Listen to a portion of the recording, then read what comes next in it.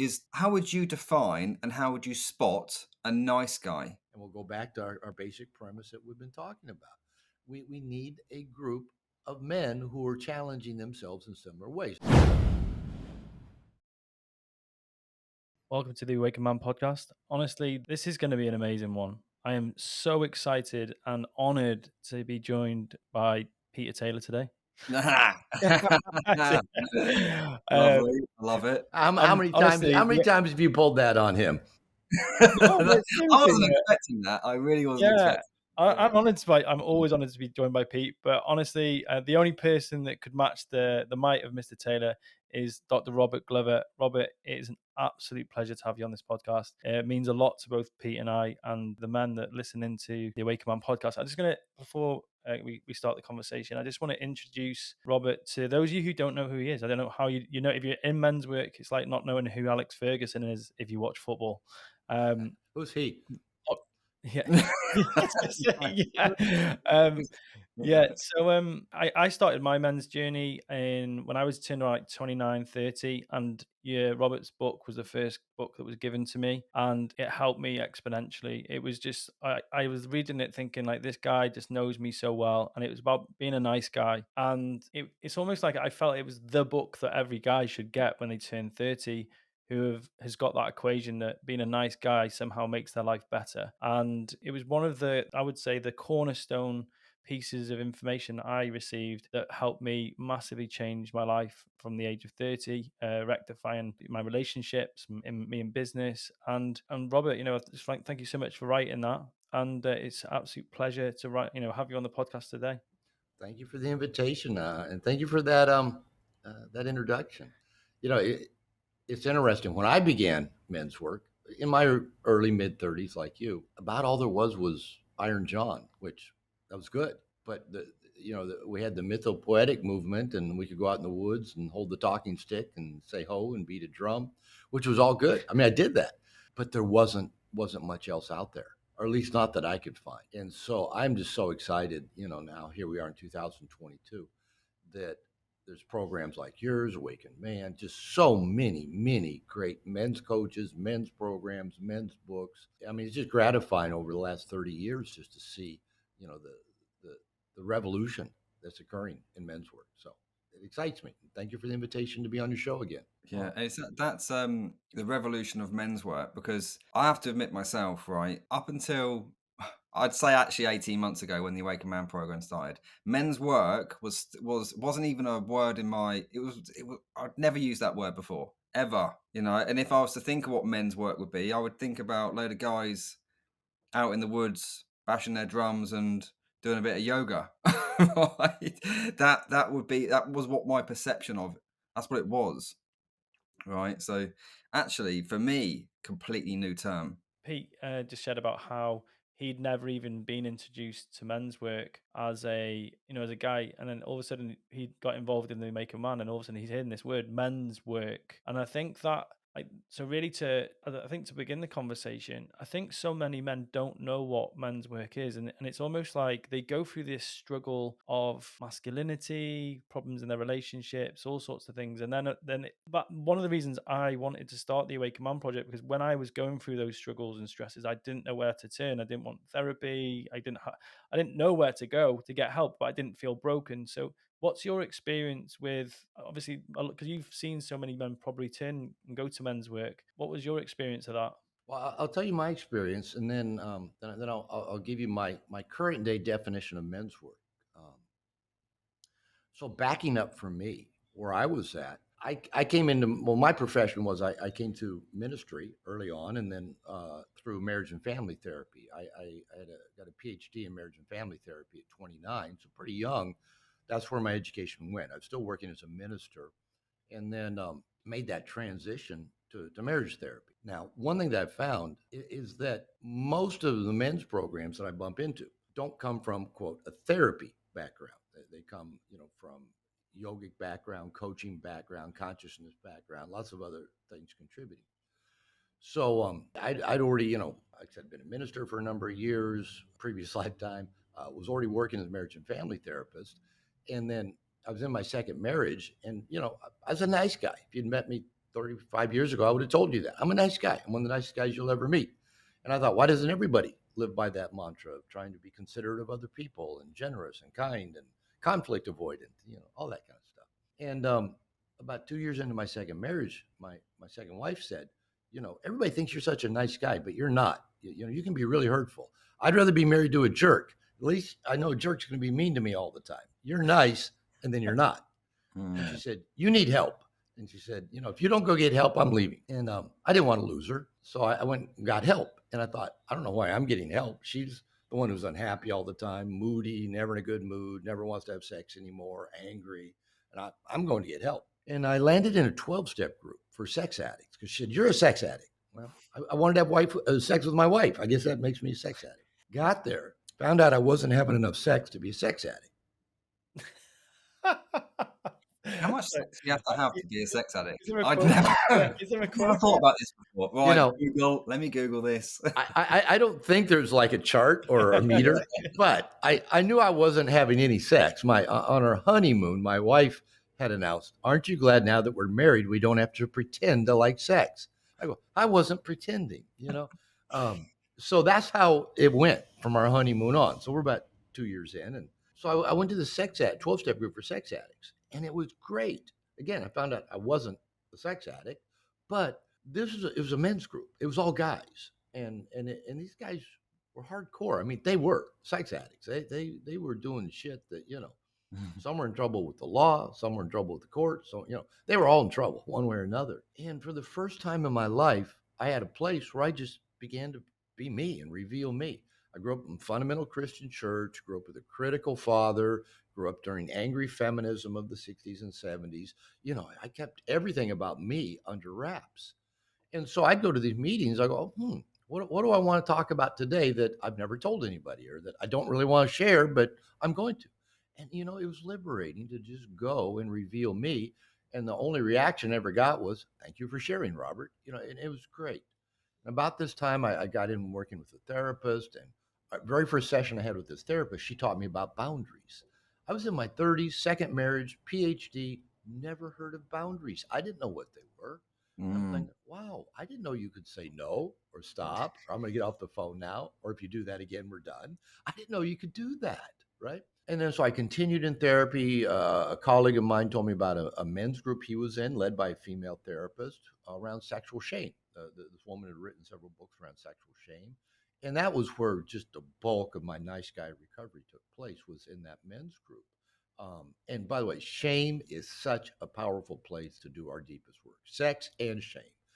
David Data talks about going through sex, David Snarch, Osho, Freud. Sex is just the portal to doing our deepest work. Jung would say the same thing. So that was so powerful to start doing, going into my deep work, just by starting with where my sexual shame was. And I had a bunch, most people do.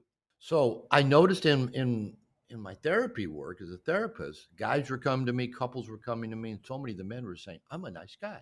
I'm one of the nicest guys you'll ever meet. I treat her well. I treat her better than her ex. I'm raising her kids. I give her everything she wants. I try to make her happy. I bought her a Ford Explorer. It didn't have leather seats. It's never good enough. When's it going to be my turn? And why doesn't she ever want to have sex anymore? And I thought, these guys I can finish their sentences. They're just like me.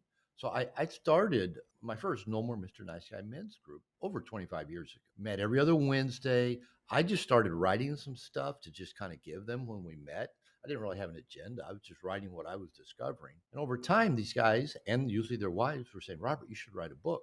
You should go on Oprah. This could be a bestseller. There's a lot of men out there that need this. So over a period of about 6 or 7 years, I kept writing, and it took about 3 years to get it published, which was interesting because my agent shopped it to a lot of big publishers. And I talked to a lot of editors, and they said, Robert, we like your book. It's well written. It's a good book.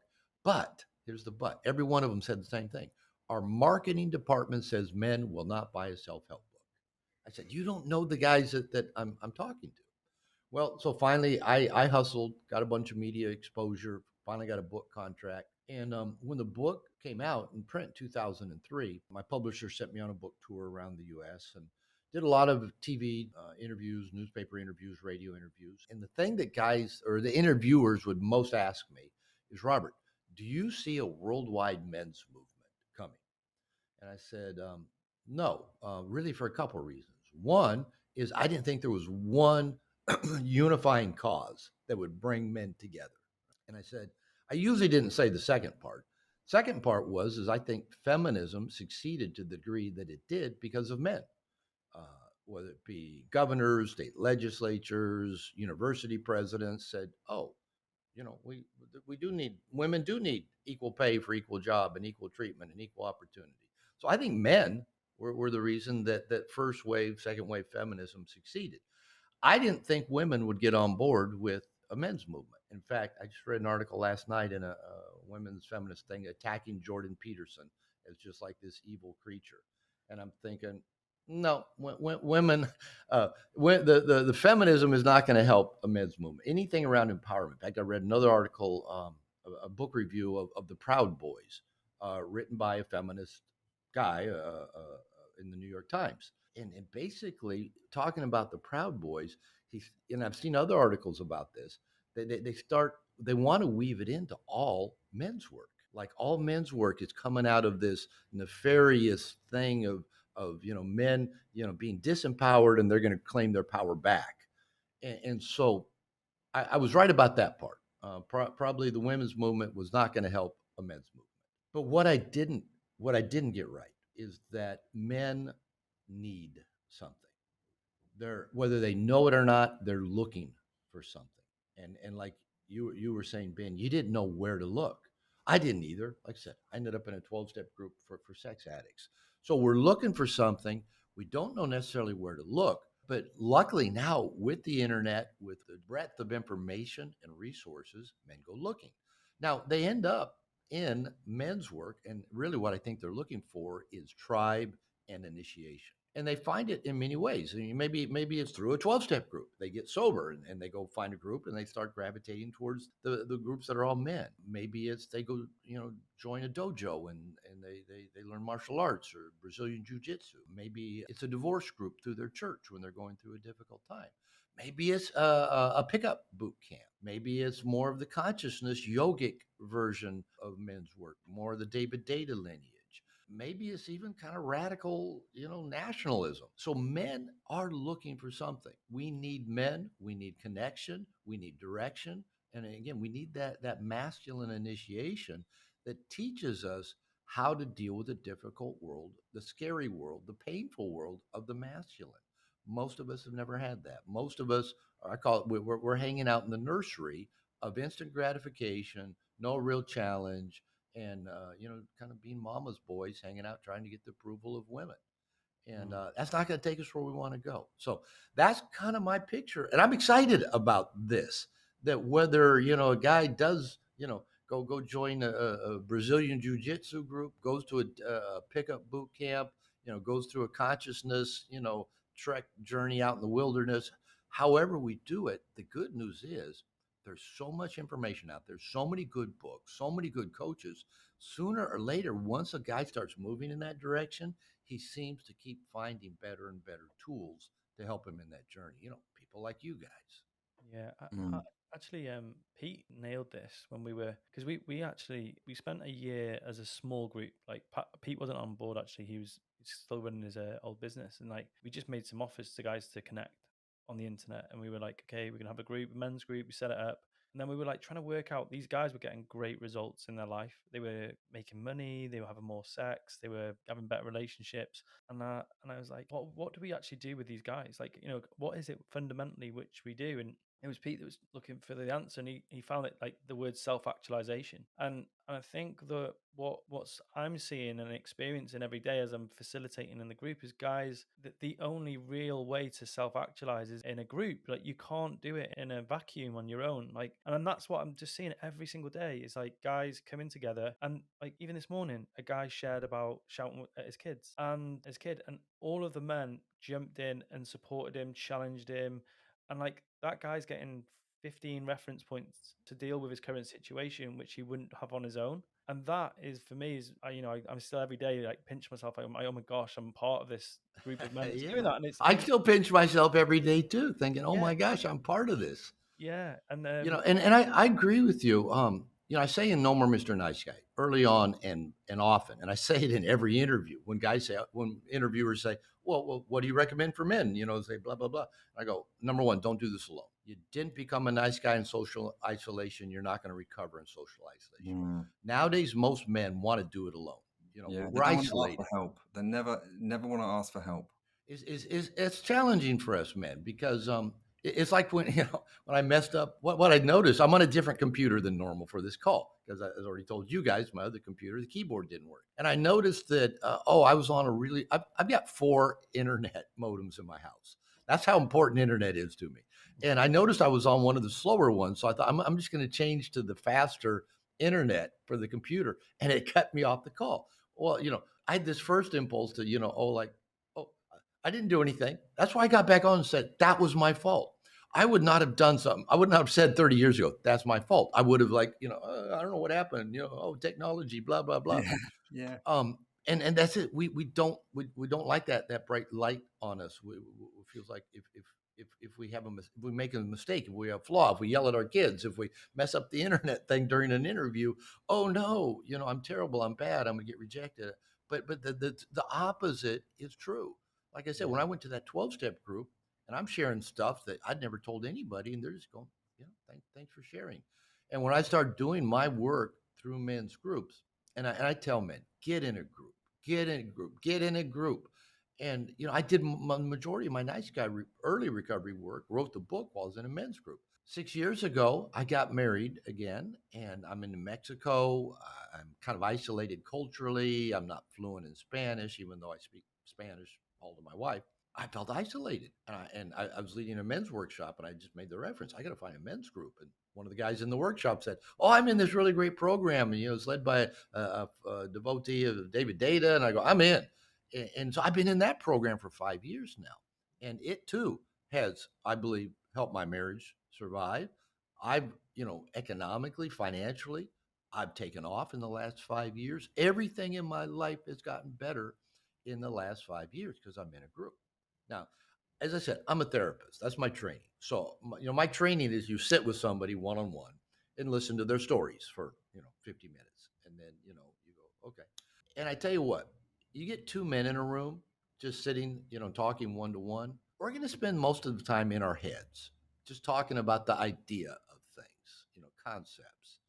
But you put a man in a group with 7 other guys with good leadership, and mm, all of a sudden it gets real.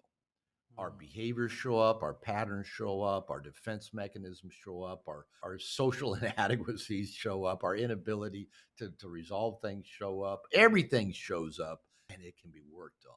And so I love that you guys promote doing this work with other men, whether it's doing our deep work of cleaning out our stuff from our past, doing our shadow work, our sexual shame, or whether it's more of a coaching approach of where am I stuck? What do I need to do to move forward? How do I need to build resources? How do I need to build accountability? How do I need to stop the things that aren't serving me? Well, it doesn't matter what approach we're taking. Doing that in a group is just so much more powerful than any other way we're going to do it. Yeah. I think that using like the Awaken Man, we use men's work as a vehicle to actually improve business, and we have like work energy, like family, work energy and love, and watching the guys do the men's work and then they're reporting back about their businesses flourishing, and we've not.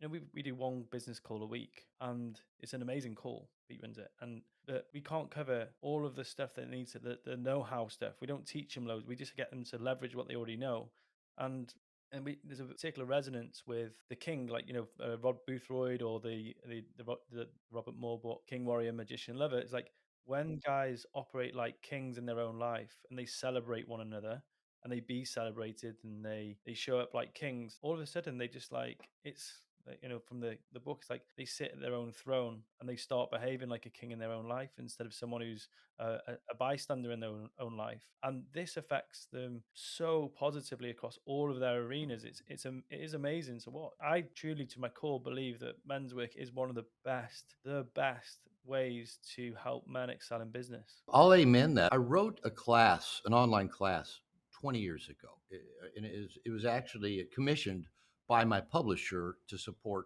No More Mr. Nice Guy when it came out. They wanted me to write a book and teach it at an online university. It was Barnes and Noble University. And Barnes and Noble, I don't know if they even sell books anymore. I think they filed bankruptcy not long ago. But so they had me write this course, and I wrote a course, and they wanted it based on No More Mr. Nice Guy. And the course I wrote is 8 lessons, and it's nice guys don't finish last; they rot in middle management. The basic premise is nice guys are good at being good, but not great at being great, for many reasons. And I go over those various ones in the course, whether it's our codependency, getting caught up in toxic fused relationships, not risking, underselling, undervaluing ourselves, fear, anxiety. I mean, all the stuff that goes into it. And so I wrote that course 20 years ago and have been teaching it online ever since. And since then, I've written half a dozen other courses that I teach online. Well, in the last year, I just redid all my courses and put them in a video format where I learned to shoot video. And that was kind of like a microcosm of what I teach. I started out not having really a clue of how to do it. So I'm just, recording on my computer cam, reading, the outline script on my computer, talking into a blue, whatever mic. And it was good. I mean, and for the first class that I did, by the time I got to the fourth class, which is the nice guys don't finish last, I wrote middle management. By then I have a teleprompter now, lighting, 2 mics with 2 different recording sources, 2 digital cameras, one in here, one over here to the side, writing good scripts, reading them off teleprompter, shooting with 2 cameras, writing production notes for my assistant for B-roll, for graphics, for lower thirds, him producing them beautifully, me reviewing, and all of a sudden, I went from not having a clue how to do a teleprompter, use a scrolling iPad, and all that scared me. And I didn't know what, and so I just watched hours of YouTube videos of how to pick the right camera, how to use the teleprompter, how to create compelling videos. And I just leaned into facing that fear. And so even just learning to create those videos was such a big challenge for me. I'm 66 years old. A lot of guys are like either retired or thinking about retiring. I'm thinking about, I want to learn a new challenge. I want to master. I want to be the king of that. So after I finished converting this course, Nice Guys Don't Finish Last, I stumbled onto an event in an email that I got a few months back about a video series on Alzheimer's. And they did this thing where you sign up and you come watch it. They had 12 videos, and I signed up. It was free. You could watch them all. They, offered that you could buy them. Really high quality stuff, well done. And I thought, I want to do something. I want to do an event like that. So I did this just last week with this course. In fact, it wrapped up yesterday. Yesterday was the 8th day of 8 videos. Had over 1,100 people sign up for it. I experimented with affiliate marketing. I had my assistant created all kinds of great stuff to go with it. Great technology for capturing. And the emails I've been getting from people just about how even just having to watch a class a day in 24 hours until the next one drops, and having to, it's like a fire hose. But the response I'm getting unsolicited is, Robert, this information's great. It's challenging me. I'm getting out of my comfort zone. I'm having, so I thought, well, I think I'll launch like a 60-day, 8-week, 60-day challenge to where these guys they're going to come meet in small groups and challenge. And these guys are paying me $1,000 to sign up to do this thing with me, and it's challenging me. It's out of my comfort zone. So I think this kind of thing's contagious when you get men in a context where someone else takes a risk, someone else gets out of their comfort zone, somebody else tries a new technology, somebody else really dives into their side hustle, and you see other guys do it, and you go, if he can do it, I can do it. One of my mantras is, what one man can do, another man can do. I stole that from a cheesy movie called The Edge, but I love that mantra. What one man can do, another man can do. So yes, you put men in groups, let them watch somebody else challenge themselves. Not necessarily even have huge successes. That helps, but just the act of doing what scares them encourages other men to step up. And especially if you're encouraging mastery, saying that, listen, if you're going to do this, do it right. Bring your A game. Don't just play around with it. Like I said, when I was creating these videos, I went from not knowing what I was doing to, getting a lot of feedback from graphic, you know, people that create videos say, Robert, this is good. This is high quality. And, Yeah. and it's because I decided if I'm going to do it, I'm going to get masterful at it. Oh, Yeah. yeah. When you were talking now, I'm thinking Bob's got a better setup than us. Now all of a sudden you're going, Yeah, I can do that. We can do that. See, that's the thing. When men get like that, we go, I can I do can do it. something like that. I can Why I literally. have we got 2 cameras? Hey, yeah. Robert, you Well, just one of my cursed. mantras is, steal from the best and make it your own, and then give them Absolutely. credit. I can see Pete's face like listening to that, and he's like literally logging every piece of kit that we get. Like we're gonna have an Amazon wish list that's going to be at the Yeah. end of the call. But and honestly, in true form, like that is exactly I think what happens in when you get a group of guys together. You've hit a nail on the head. It's that competitive. But you use a term actually, and I think, and I'll invite you to talk about it in a bit more detail afterwards. But it's like you get. I don't know if it's like if it's an anti-nice guy thing, but it's like we get told that competition isn't good, and like I think some guys go through this phase of like they've been ultra competitive in their life and then they have to blunt that competitiveness. And actually, when we've been in the group, and Pete can probably share a bit more on this as well, is like guys competing, but instead of competing against, competing with someone, and it pushes them to huge feats of brilliance. And Pete, you might want to share on this as well, but we've seen guys competing in such a powerful way to where everyone spirals up, right? Yeah, before I do, I want to just bring it back to the basics because I spotted this a couple of weeks ago when we were talking about archetypes. And honestly, a year ago, what the fuck's an archetype? This was me. Yeah, Honestly, there you I had go. no idea. And Ben's talking to me about the magician and the warrior, and I'm like, dude, you've been studying this for a long time. Yeah. Right? I've just been in business, just doing my thing over there. I have no I, fucking I want to idea. be the jester. Can I do that? Yeah, I'm like, what are you on about? So I think what the listeners would find beneficial now Yeah. is how would you define and how would you spot a nice guy? You want me to answer Yeah. Because that? it's like we've thrown the term around a bit now, like nice guy. The book name was the nice guy, but actually, like, how would you define that? Like, what would if you Well, were to say nice guy, what are they doing? yeah, sure. So yeah, let's kind of back up a little bit. That's usually the first question interviewers ask me. So Robert, what is a nice guy, and what's wrong with that?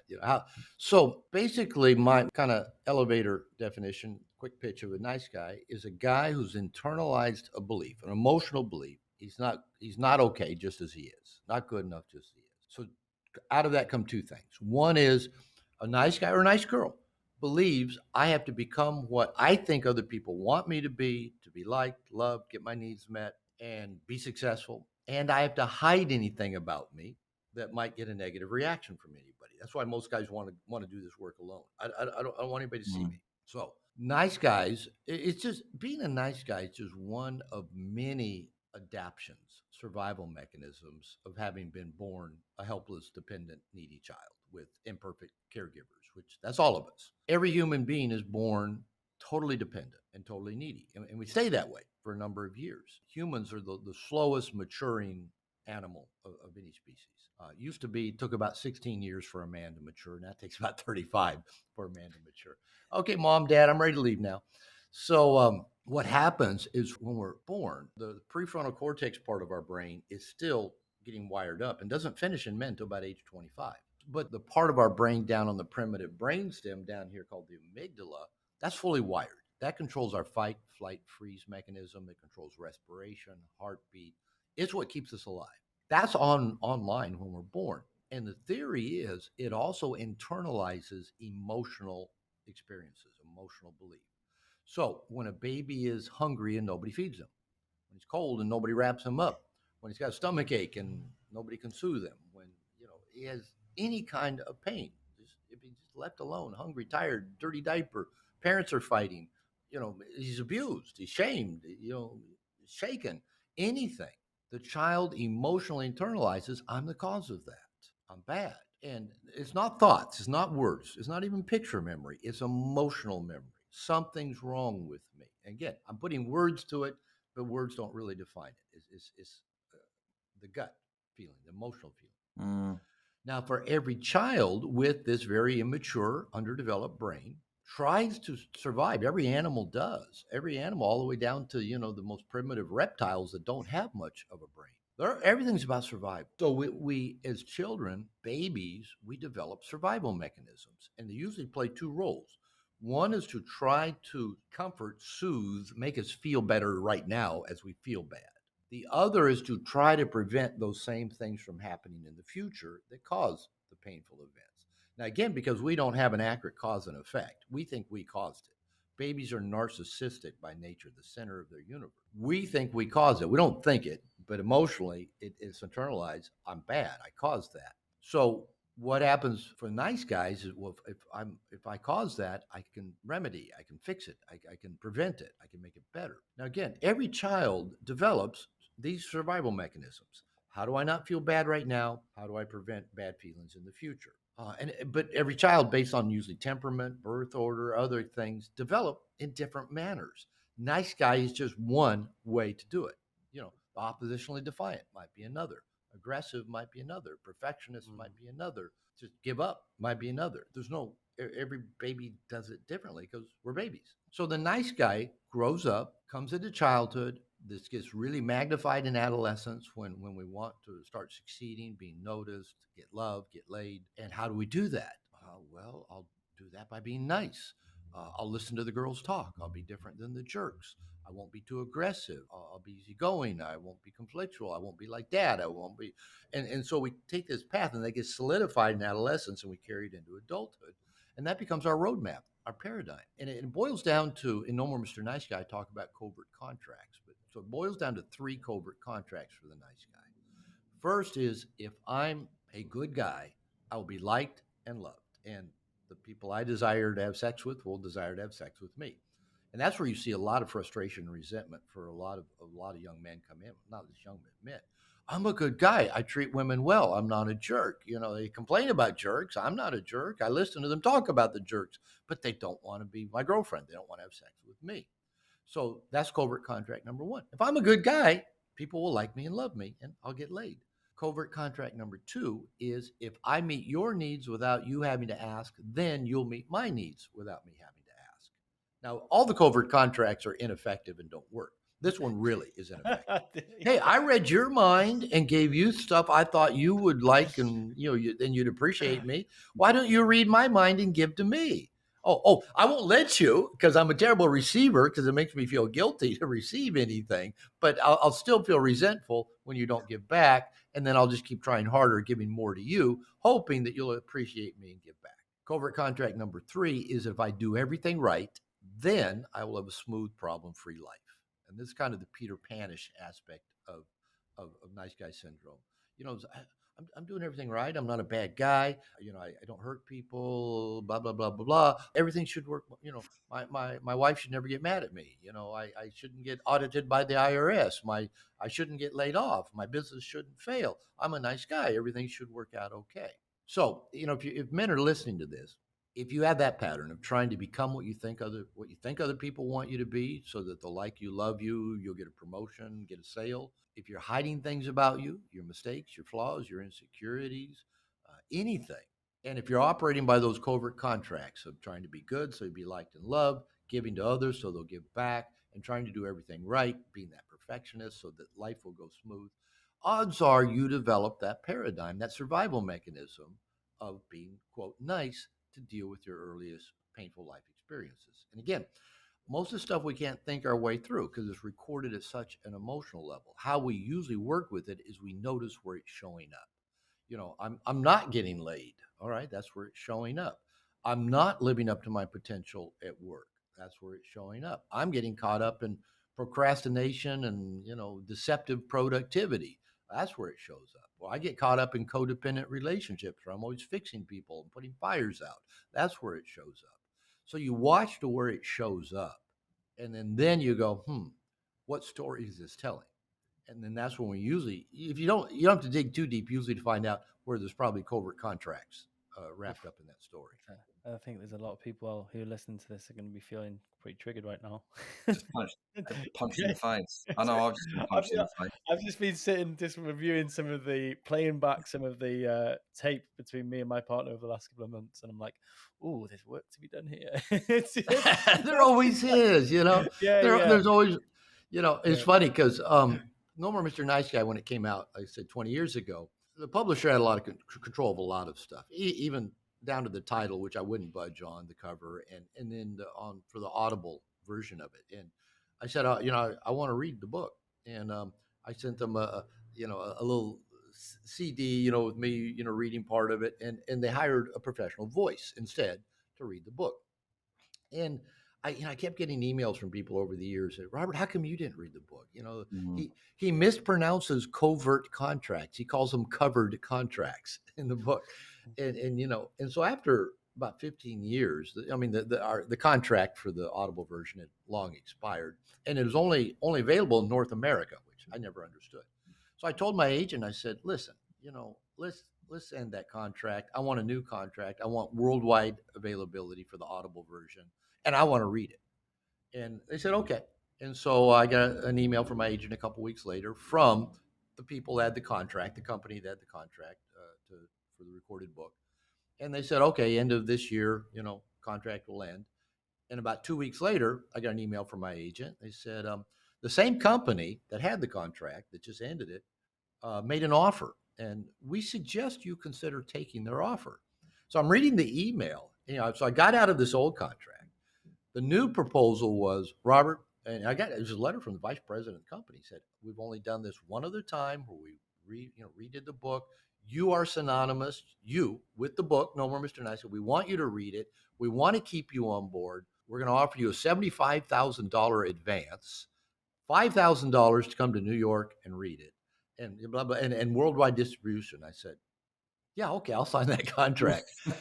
But so I went back to New York, coming on 5 years ago now, and I'm reading the book, and it was really a great experience. Number one, I'm reading, I'm getting tears in my eyes as I read stories of guys I worked with, right? As I saw their successes, their challenges, and how I'd forgotten these stories, but the funniest part about it all was I'm reading it, going, oh, I still do that.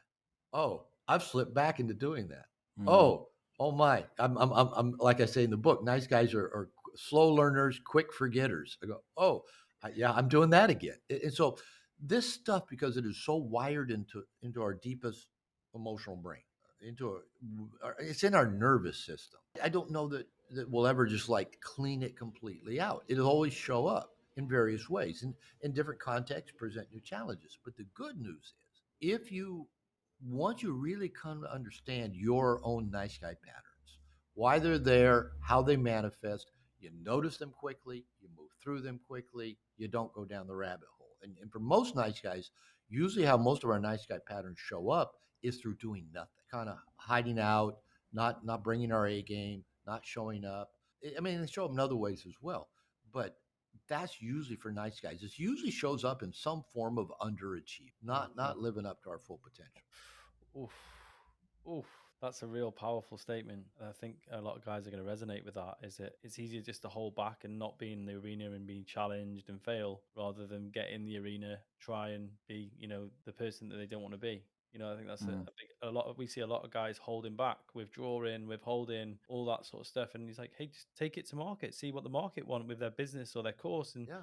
let the market verify if it works or not hold back yourself. They hate Yeah. rejection. They hate We, things we can't, getting yeah, we wrong. can't decide that. I Yeah. mean, every successful businessman or every venture or I discovered Mexico 20 something years ago. And I thought, I want to live here. And so, about 10 years, got divorced, became single, got involved in business. I want to live here. I want to live here.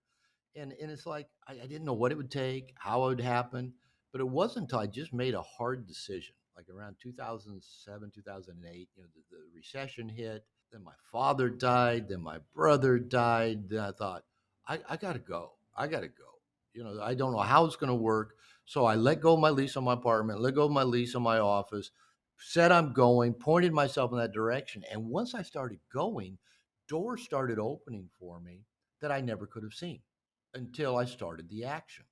That's one thing that we do is we go, okay, I got to plan all of this out. I got to be prepared for everything. I have to know everything. I started creating these video classes. I didn't know anything. Now I think I'm actually pretty good at it, right? But it took a year. But I actually had to just start doing it and struggling and bumping into stuff and doors opening and trying new things. So same thing moving to Mexico. When I decided I'm going to move, let go of my lease on my apartment, let go of the lease on my office, and then all of a sudden, my apartment manager says, well, Robert, you're coming back in 3 months. Because I was. It's just kind of going to go 3 months, come back to the Seattle area. She said, we're going to have a studio apartment open up in the building about the time you come back. You want me to just hold your deposit and reserve that for you when you get back? I go, yeah, I'll take it. And when I let go of my office with all my furniture and everything, a colleague of mine said, Robert, I've been wanting to get back to doing groups again. And I hear you're leaving. Can I take over the lease on your office? I go, yeah, you want to keep all the furniture and sublease it back to me when I come back in the summer a couple nights a week? And he goes, yeah. So I got my old office back with all the furnishings, paying a fat fraction of what I was paying on the lease to use my office to come back a couple nights a week in the summers while I was in Seattle for the summers for 6 months. Doors just opened that I couldn't see until I started moving in that direction. And I promise you, to take that kind of risk, most of us need a support system. And we'll go back to our basic premise that we've been talking about. We need a group of men who are challenging themselves in similar ways. And it doesn't matter if it's business, relationship, single guys learning how to talk to women. We need that. And so I want to share a piece that was really helpful for me in understanding the work of men's group. As I said, I've been in a men's group for years. I led them for years when I was in private practice. I was leading 5 men's groups a week. I believe in it, and I know the effectiveness of it. But it wasn't until about 2 years ago in the men's program I'm in with a coach named John Wineland, who just published a book called From the Core, and it's all about men's work. So good book. Check it out. And he references me a couple times, so that's good. So I'm in this men's program with John. We have these periodic calls, and John has worked with David Data. They're close for years. And so David has come on calls with us a couple of times and answered questions. And we had one call that was just about men's work, where guys in my program could ask David Data anything about men's work. And he said something that in all the years I've been involved in men's work, I'd never really thought of. And it was such a clear breakdown. And I think this is good to remember, for those who are leading men's work. He said, guys will come to a men's program, a men's group. They'll come in general for one of 3 reasons, or they'll come to any individual session for one of these 3 reasons. And he said, one is that they're hurting.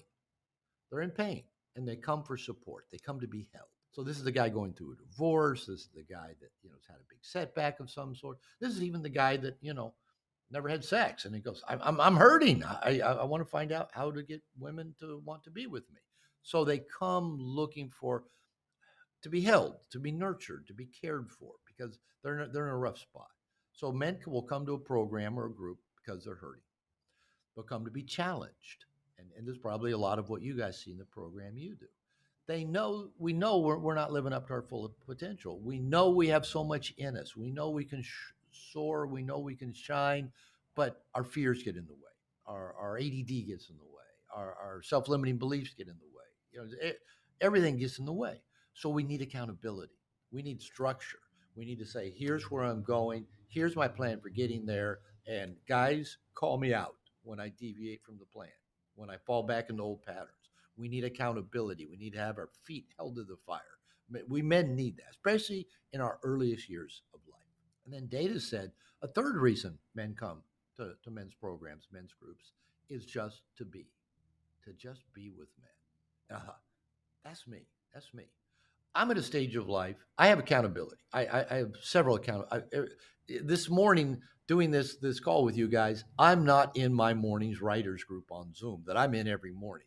And and it was painful actually to say yes, I would do this call at the time I'm usually in Zoom writing.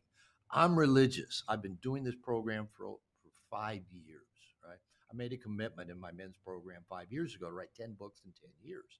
And I like a lot of guys, I wasn't meeting that. And my coach said, can you start your day 90 minutes every day writing? I go, I can do that. And I've been doing that for 5 years. So that's turned into about 3 to 4 hours first thing every day is working on writing projects. So I've got a writer's accountability group. I have an exercise accountability group where we check in every day on Signal.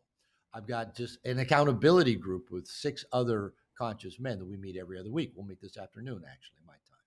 So I need the accountability. It keeps me going in relationship, work, career, but mainly I just need to be. I need to be with men. Being on a call with you two conscious guys, that's a great way to start my day. So usually I'm on a call with other guys writing, other conscious men.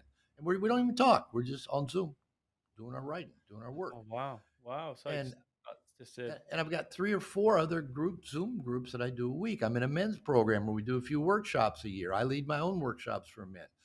I gotta be with men. My wife sees that. She goes, "Do you think it's time you go spend some time alone, just on your own, or you think it's time you go spend some time with your guys. You know, she can see it. She knows that I need that time. And if I tell her anytime, oh yeah, I got a call today with my best friend is John. I call him Juan de Google because he works for Google. To separate him from John, my coach, who's John the trainador, which is coach or trainer. And so, oh, I got a call with Tom Cruise today, which is Gregory, or I got a call with Brad Pitt today, which is Juan de Google as well. Oh, I got a call with Grand Harrow today. That's my friend Evan, who's a farmer. And she's always said, tell him Ola for me, tell him hi for me. She's met many of the men. This will be my fourth year to have a writers retreat in my house in December. She meets all these guys that come down. It's usually 5, 6 guys. She knows them. I do workshops in my home. She sees the men come into our home, and they tell her, "Oh, Lupita, your husband's amazing. He's great." My wife loves seeing men have great respect for her husband. Right? Yeah. And I tell you what, I just gotta be with men. There's just if I'm not, I go downhill quickly. So Mm. Yeah. the men in your programs and men listening to this, all right, maybe you need held right now. Maybe you're struggling. Maybe you're hurting. Go find men. I say masculine is a source of love. We usually go looking for women to give us love and nurturing. No, the feminine is about demand. The masculine is about intention and action. You need something done. You want to be loved on. Go be with men. So if you want to be held, find a men's group. If you need accountability, find a men's group. If you just need to be with the masculine energy of connectedness and love and just straightforward, corny humor, go be with men. Because Yeah. all my buddies hear me say regularly whenever we're all hanging out in groups and workshops. I always say all the time, I love hanging out with men. I just love hanging out with men. You can say anything, you can do anything, you can be direct as hell to your brother. You don't have to walk on eggshells that he might get his feelings hurt. You don't have to figure out if he's happy. Did I do something right? Did I do something wrong? Do I got to do something different?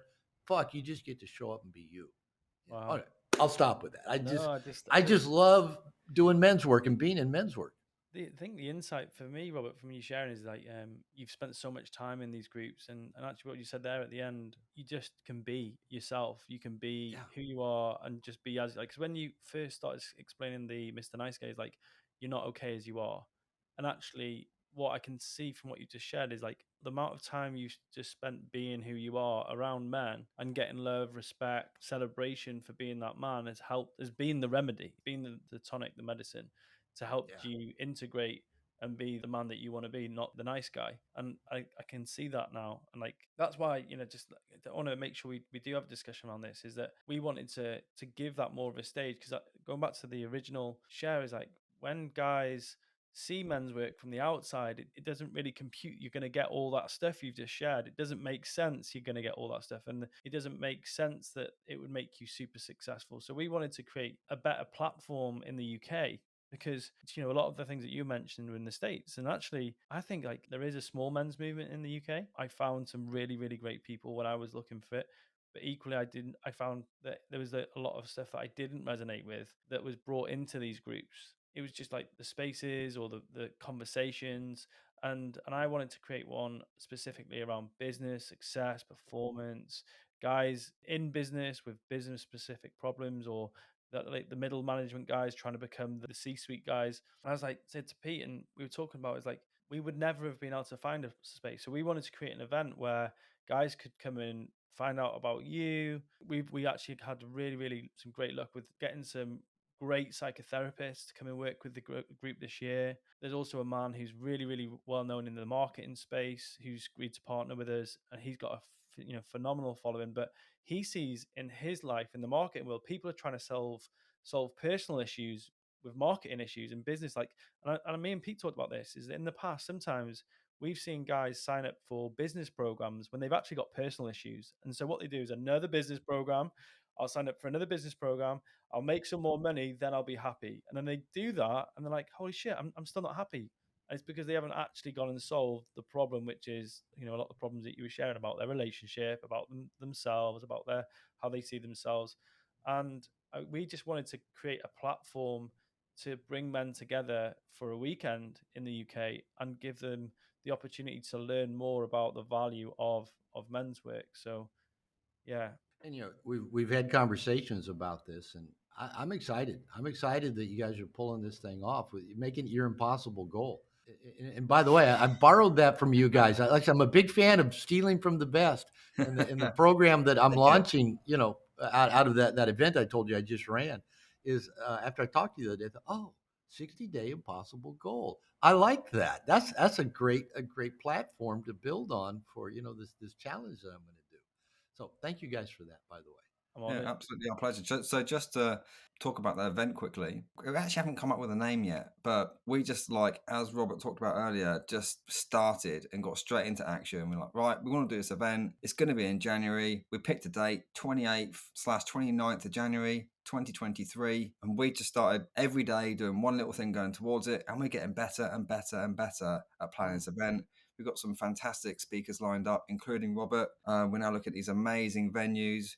Got loads of people talking to us, and so get that in your diaries now if you haven't already. 28th, 29th of January 2023, London, outskirts of London. That's where it's going to be. Yeah. It's on my calendar, guys. Yeah, Robert's flying over from the States to come and be with us, and that in itself just speaks to like the quality of if you listen to the podcast today, the quality and the depth that we've gone after for the speakers is phenomenal. But equally, just like getting around other men in a room, we're gonna get a big room, and we're gonna really really just do our best to create an environment where guys get to connect with one another, experience stuff together. So it's not just going to be your typical sit there TEDx style, nod your head, think this is interesting. There's going to be some experiential work as well, and just to if you've been thinking of doing that, it's probably a very low bar to. It's not joining a men's group. It's not committing to going on your own to a smaller group of guys. It's a big event, so you can have some level of anonymity as well.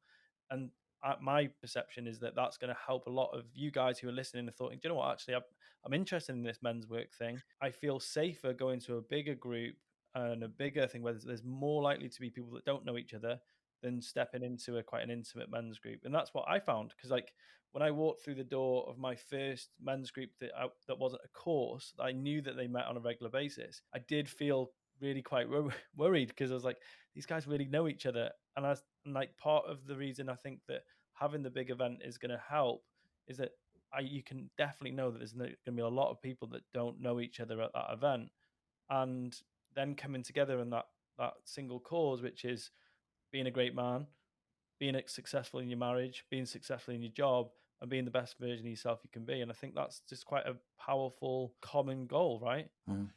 I'll say something, because it's funny that we have to pitch to men. Yeah. Oh, come to this event. You'll be, kind of anonymous. Nobody will know you. You don't have to commit to anything. Isn't that funny that that's the Yeah, it's pitch true that we though. give to men? But let me say this too. I'm fortunate that I get invited to different events to speak, and I mean, number one, I'm flattered, and I enjoy the speaking and the sharing of ideas. But I tell you what I enjoy the most about coming and doing men's events is that I get to meet the men. And like a lot of times they're in a big hotel, and you're in these meeting spaces, and there's a lobby outside with all the book things and all that. And I usually sit out in the lobby in between all the sessions. I just sit out there, and most attendees usually figure out who I am pretty quick, because I'm on the schedule and the roster. I've already spoken, and I just sit out there, and I just watch the guys, and guys come and talk to me. And so I connect. I like doing that. I like being with men. But what I watch at these kind of conferences, that are big and kind of anonymous. There's usually groups of two or three guys that often show up who do know each other. They've all, hey, let's go do this thing. They know each other. But I noticed that men start clicking and connecting, because we got to eat. So often, you have meals in either the hotel restaurant, or you go with big groups out there, and you got to sit next to somebody while you're eating, and somebody on the other side of you. And before this thing's over, people, right? And you've made connections, and you're going to follow up on some of them, and maybe you found resources you didn't know existed. And a really good friend of mine now, I met him at a conference I did in Florida 3 or 4 years ago. And he's a psychologist in Denver, Colorado, and he was speaking on the program. And we just happened to go out and eat a couple of times. And I've been in his home. He's met my wife. We talk every couple months or so. We became good friends just because we met at a conference, right? So yes, do come to this. If you kind of need to, blend into the crowd, not be noticed, great. Come on. And if you know you need the connection with other men, with Yeah. conscious men, with men that want to be good men and who want to live up to their full potential, man, I can't think of a better way to go do it. Yeah, oh god, yeah, because it is funny because guys like what you're saying there actually. I went to a conference to speak last week. And it was actually for ladies, but watching like how I showed up actually was really interesting because I naturally retreat. I don't like you. I don't naturally come forward and start conversations in places I don't know very well. But actually, by the end of the day and the weekend, I felt like I had some really significant conversations with people on it and a Right. really long lasting relationship. So the question I wanted to answer is that guys who are thinking of coming to this event, like when they see people like Robert speak, and we've got we've got Dan joining us, and we've got on the list a psychotherapist who's going to be joining us as well. Is what can they actually expect to get out of that event? Like, what can you expect to get from coming to be around other men?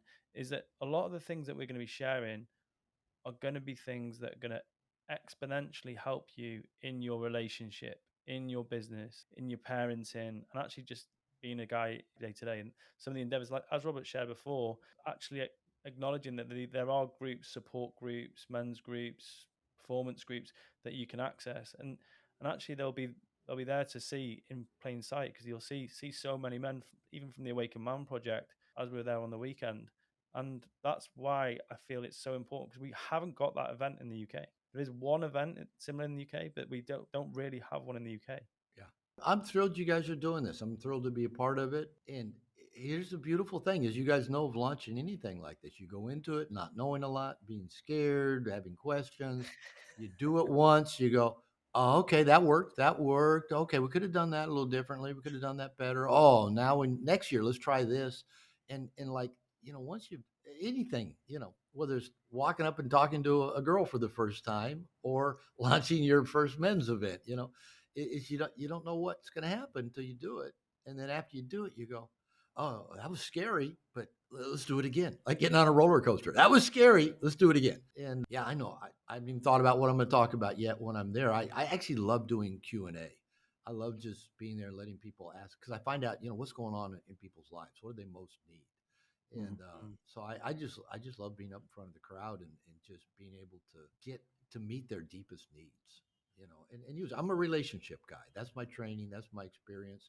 But I'm also a businessman, and I haven't gotten a paycheck since 1988. So I was an entrepreneur before anybody used the word entrepreneur.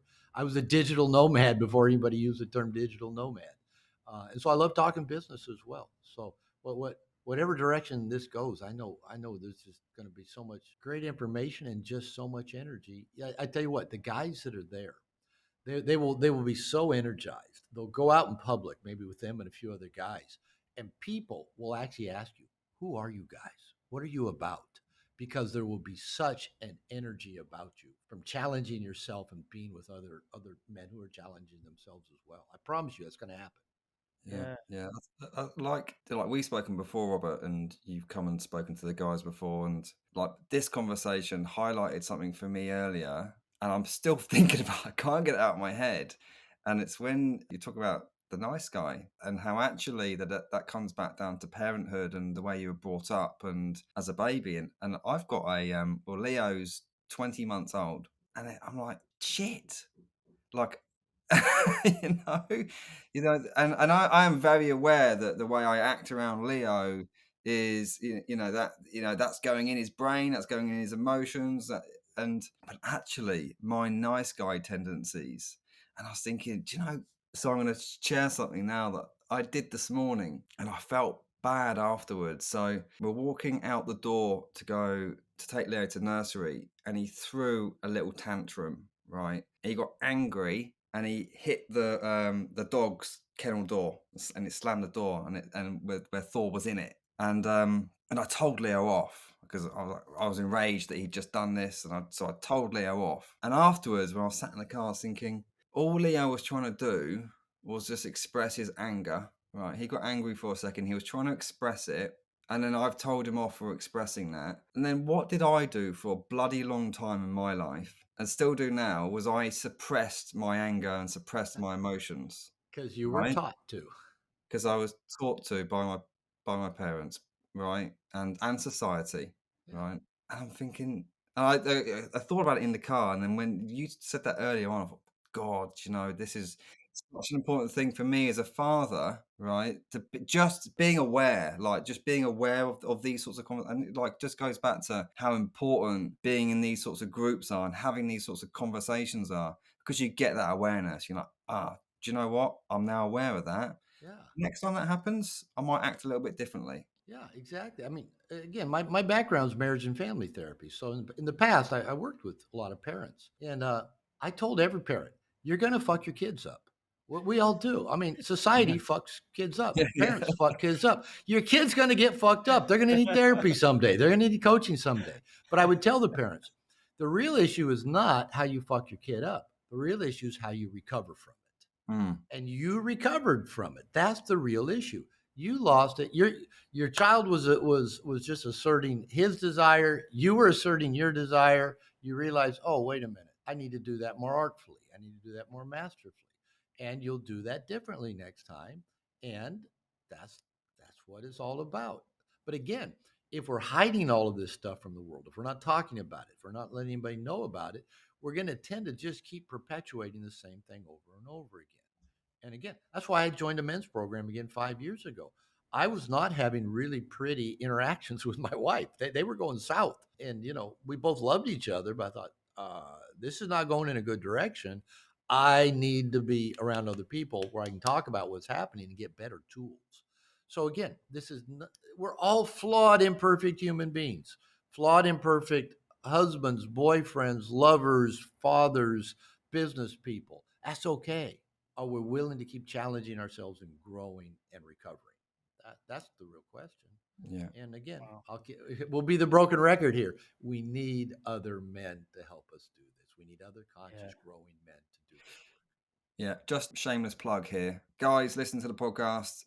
Please do us a favor and rate and review us wherever you are, because we're trying to grow this podcast, and your reviews absolutely help. We also have a crazy interview with Robert that we did a while ago in our Facebook group. It is the most watched interview in the Facebook group, and there are lots of trainings in there. There's lots of videos in there on men's work. So search the Awaken Man Project on Facebook and you'll find it. Join it. You can watch that.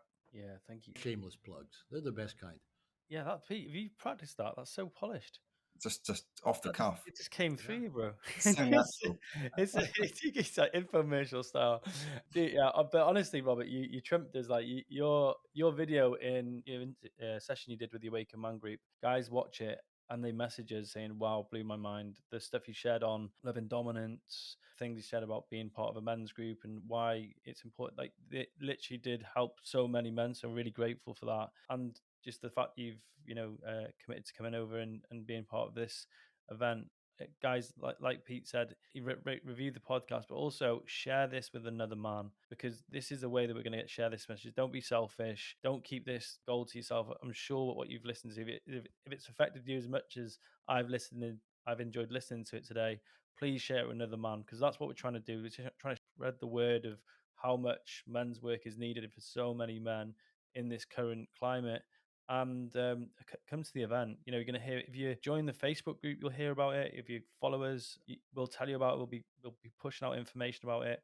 And Robert's going to be there, and we're going to have some incredible world class speakers alongside him. So come and join us. Robert, I want to thank you so much for the investment of time, energy you've put into today's session, and it's been an absolute pleasure once again to have your company. Thank you, and thank you for the invitation. And man, I'm looking forward to London. Yeah, me too. Thank you, Pete. Good. Cheers, guys. Thank you, guys.